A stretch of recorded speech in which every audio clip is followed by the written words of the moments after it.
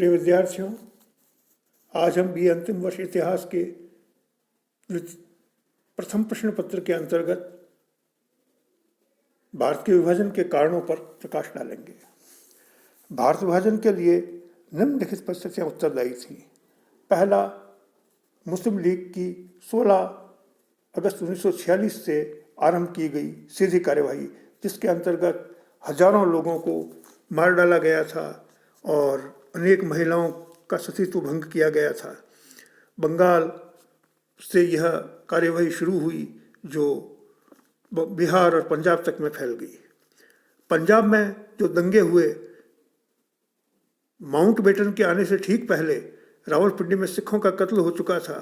सिख और मुसलमान के प्रति अपनी घृणा को खुलकर व्यक्त करते हुए मुसलमान रुकते नहीं थे। सिखों की दलील थी कि आज़ादी आएगी तो हम लोगों का क्या होगा। मार्च 1947 में मास्टर तारा सिंह ने पाकिस्तान मुर्दाबाद का नारा लगाते हुए मुस्लिम लीग के झंडे को नीचे गिरा दिया। मुसलमानों ने लीग के झंडे के अपमान का बदला लेने के लिए हथियार उठाकर निकालने में देर नहीं की। तुरंत ही बाद दंगे भड़क उठे, 3000 लोग मारे गए। तीसरा कारण था अंग्रेजों के षड्यंत्र। 1757 में प्लासी युद्ध जीतने से 1885 में कांग्रेस की स्थापना होने तक अंग्रेजों की सहानुभूति हिंदुओं के साथ थी, किंतु जब कांग्रेस ने देश की आज़ादी का आंदोलन चलाया तो अंग्रेज हिंदुओं को छोड़कर मुस्लिम आंदोलनों के साथ हो गए और उन्होंने फूट डालो राज करो की नीति अपनाते हुए 1909 को मॉडल मिंटो सुधार में सांप्रदायिक निर्वाचन प्रणाली का आरंभ करते हुए मुसलमानों को वास्तविक जनसंख्या के अनुपात से भी अधिक स्थान दिए और उनकी पृथकतावादी सोच को बढ़ावा दिया और मुस्लिम लीग को निरंतर समर्थन प्रदान करते रहे। अविलंब स्वतंत्रता की लालसा भी महत्वपूर्ण कारण था। माइकल बेचर ने बताया कि कांग्रेस ने अविलंब स्वतंत्रता प्राप्त करने की लालसा में देश का विभाजन स्वीकार कर लिया। अंग्रेज सदैव मुस्लिम लीग का पक्ष लेते रहे, उसकी आड़ में भारत की स्वतंत्रता को भी आगे खिसकाते रहे। लॉर्ड वेवल मुस्लिम लीग के बिना संविधान सभा बुलाने को भी तैयार नहीं हुआ। कांग्रेस की त्रुटिपूर्ण नीति भी विभाजन का महत्वपूर्ण कारण थी। मुस्लिम लीग अपने जन्म के समय से ही कांग्रेस का प्रबल विरोध कर रही थी। उसका नेता मोहम्मद अली जिन्ना खुले मंचों से, यहाँ तक कि कांग्रेस के मंचों से भी गांधी जी के प्रति अभद्र भाषा का प्रयोग करता था।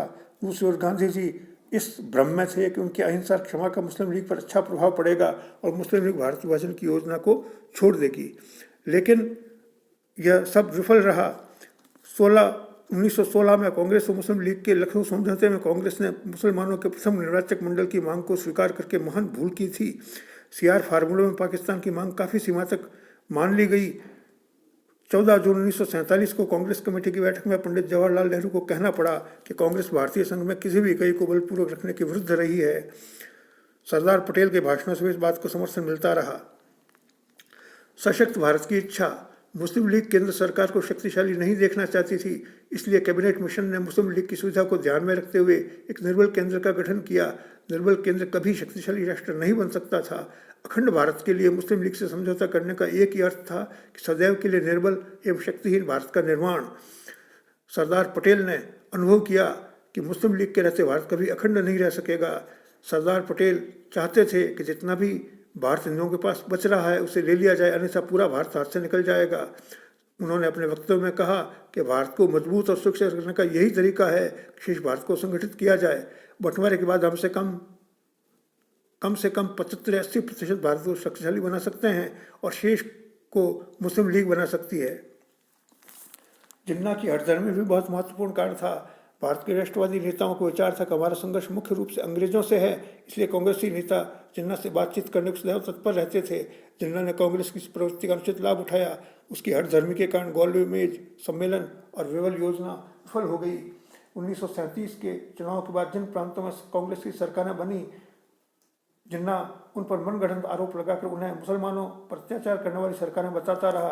द्वितीय विश्व युद्ध में सरकारों के इस्तीफे देने पर जिन्ना ने मुक्ति दिवस मनाया।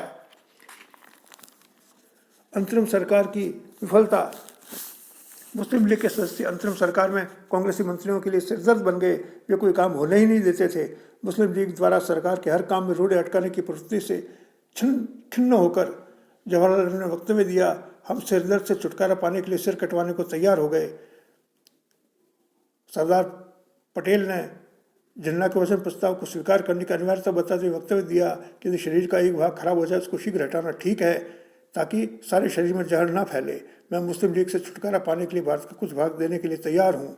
मुस्लिम लीग के वित्त मंत्री लियाकत अली खान ने 1946-47 के बीच में समस्त महत्वपूर्ण वित्तीय योजनाओं को स्वीकृति न देकर और उसकी राह में रोड़े अटकाकर अंतरिम सरकार को विफल करने में महत्वपूर्ण योगदान निभाया।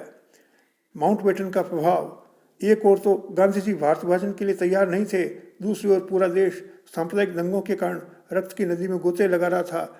माउंटबेटन ने अनुभव किया कि यदि ब्रिटेन भारतीय उपमहाद्वीप में भयानक रक्तपात के कलंक से बचना चाहता है तो उसे तुरंत भारत को आज़ाद कर देना चाहिए। यही कारण था कि प्रधानमंत्री एटली ने भारत को स्वतंत्र करने की अंतिम तिथि 20 जून 1948 निर्धारित की थी, किंतु माउंटबेटन ने उसे 10 माह पहले खिसकाकर 15 अगस्त 1947 कर दिया। कांग्रेस के समक्ष केवल 2 विकल्प बच गए थे, अखंड भारत के लिए सांप्रदायिक दंगों का सामना करे अथवा लाखों हिंदुओं की जान बचाने के लिए पाकिस्तान को स्वीकार कर ले। माउंटबेटन ने कांग्रेस नेताओं को समझाया कि अखंड भारत में मुस्लिम लीग कभी शांति व्यवस्था नहीं रहने देगी, देश सदैव निर्बल रहेगा। इसके अतिरिक्त मुसलमान जनता में स्थिति को समझने की असमर्थता भी विभाजन का एक महत्वपूर्ण कारण बनी।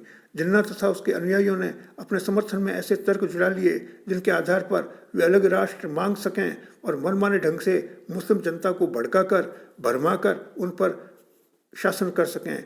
भारत के बहुसंख्यक मुसलमान अलगाववादी मुस्लिम नेताओं के षड्यंत्र को नहीं समझ पाए। एक आश्चर्य की बात थी कि जिन मुसलमान नेताओं ने इस गरीब मुसलमान जनता के नाम पर सांप्रदायिकता की समस्या को उभारा, वे अच्छी तरह जानते थे कि उस गरीब मुसलमान जनता को भारत में रहकर देश की बहुसंख्यक जनता के साथ हिल मिलकर आर्थिक, शैक्षणिक एवं राजनीतिक उन्नति के अधिक अवसर मिलेंगे जब वे एक नया राष्ट्र बनाकर गरीब मुसलमान जनता को और भी अधिक गरीब राष्ट्र का नागरिक बना देंगे। मुस्लिम लीगी नेताओं की विभाजनकारी मानसिकता का अंग्रेजों ने भरपूर लाभ उठाया और इस समस्या को कभी सुलझने नहीं दिया। जिन्ना उसके साथी यह भी जानते थे कि वे भले ही अलग देश का निर्माण कर लें, लेकिन भारत की समस्त मुस्लिम जनसंख्या को पाकिस्तान नहीं ले जा सकेंगे। इससे स्पष्ट है कि जिन्ना और उसके अनुयायी अपने लिए एक अलग देश चाहते थे, न कि भारत के समस्त मुसलमानों के लिए, किंतु भोली भाली निर्धन मुस्लिम जनसंख्या नेताओं के षड्यंत्र को समझ नहीं सकी। इसके अतिरिक्त भारत में मुसलमानों में अलगाववादी प्रवृत्ति का अनेक नेताओं ने संपोषण किया। यह भी भारत के अंदर विभाजन का महत्वपूर्ण कारण बना। सर सैयद अहमद खान जैसे लोगों ने कहा कि हिंदू और मुसलमान दोनों अपने आप में एक अलग कौम हैं, अलग राष्ट्र हैं, वे कभी साथ रह नहीं सकते। जिन्ना ने भी इस भावना को संपोषित करते हुए कहा कि हम लोग बिल्कुल विपरीत ध्रुव हैं, हमारे रीति रिवाज अलग हैं, हमारे नायक अलग हैं, हमारे खलनायक अलग हैं, एक का नायक दूसरे का खलनायक है।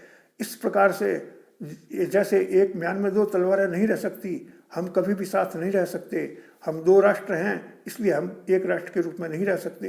तो मुस्लिम लीग की, मुस्लिम नेताओं की विभाजनकारी प्रवृत्ति और निरंतर सांप्रदायिकता पर बल दिए जाने से भारत का विभाजन अवश्यंभावी हो गया था और मुस्लिम लीग को अपने षड्यंत्रों में सफलता मिली और अंततः 14 अगस्त 15 अगस्त को भारतीय उपमहाद्वीप 2 महादेशों के रूप में विभक्त हो गया और भारतीय विभाजन की प्रक्रिया संपन्न हुई। प्रिय विद्यार्थियों, आज की वीडियो में इतना ही। धन्यवाद।